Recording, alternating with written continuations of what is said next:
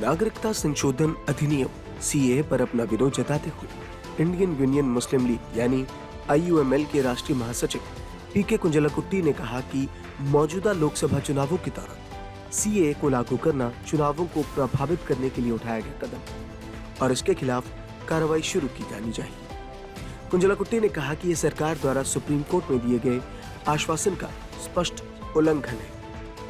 उन्होंने कहा कि साथ ही लोकसभा चुनाव के बीच चुनाव को प्रभावित करने के लिए इस तरह की कार्रवाई की गई है। ये भी चुनाव दिशा निर्देशों का उल्लंघन है। चुनाव आयोग को इसके खिलाफ कार्रवाई करनी चाहिए।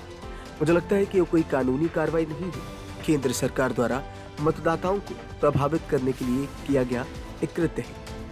आईयूएमएल के राष्ट्रीय महासचिव ने कहा कि वो इस बात पर विचार कर रही है कि सीए कार्यान्वयन का विरोध करने के लिए सबसे अच्छा क्या किया जा सकता है।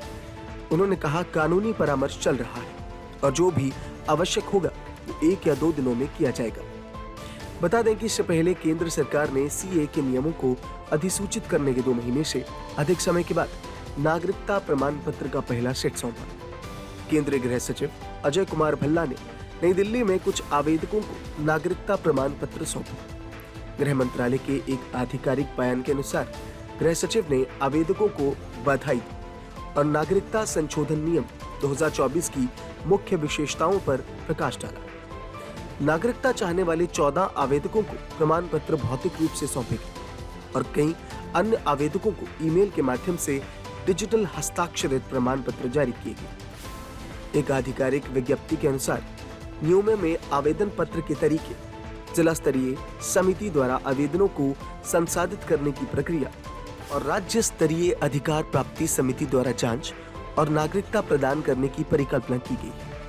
इस बीच पश्चिम बंगाल विधानसभा में विपक्ष के नेता ने मोदी की गारंटी का हवाला देते हुए सीएए की प्रशंसा की और इसे गारंटी की पूर्ति बताया। अधिकारी ने सोशल मीडिया पोस्ट में इसकी जानकारी देते हुए कहा कि बड़ी खबर, ऐतिहासिक नागरिकता संशोधन अधिनियम के तहत नागरिकता प्रमाण पत्रों का पहला सेट आवेदकों को आज जारी कर दिया गया। केंद्रीय गृह मंत्रालय द्वारा नियमों की अधिसूचना 11 मार्च को जारी की गई। पाकिस्तान, बांग्लादेश और अफगानिस्तान में धार्मिक आधार पर प्रताड़ित अल्पसंख्यक अब भारत में नागरिकता प्राप्त कर रहे हैं। मोदी की गारंटी का मतलब गारंटी की पूर्ति है।